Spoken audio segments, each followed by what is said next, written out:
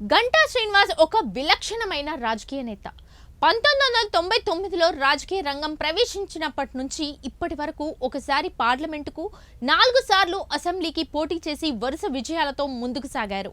అయితే గంటా పోటీ వ్యవహారంలో ఉన్నన్ని ట్విస్టులు ఇతర రాజకీయ నేతలకు ఉండదంటే అతిశయోక్తి కాదేమో అనిపిస్తోంది.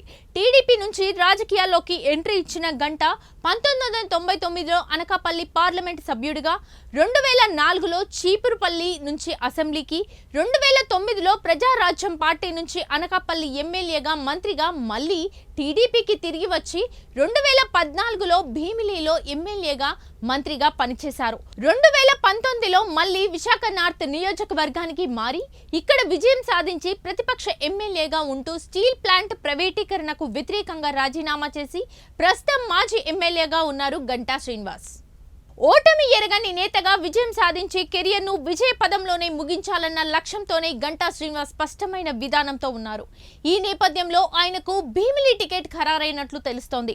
మొదట చీపురుపల్లి నుంచి గంటను బరిలోకి దించాలన్న లక్ష్యంతో 2 రోజుల క్రితం అక్కడ నుంచి టీడీపీ సర్వే నిర్వహించింది. బొత్సాపై గంటను పోటీ చేయించే ఆలోచనతో పాటు విజయనగరం జిల్లాలో కొత్త నాయకత్వాన్ని ప్రోత్సహించే ఆలోచన చేసింది టీడీపీ. 2 గంటల పాటు టీడీపీ శ్రేణులతో పాటు భీమిలి నియోజకవర్గ వ్యాప్తంగా అందరినీ ఫోన్ ద్వారా సంప్రదించిన టీడీపీ గంటాకు భీమిలి ఇవ్వాలని దాదాపుగా నిర్ణయానికి వచ్చింది.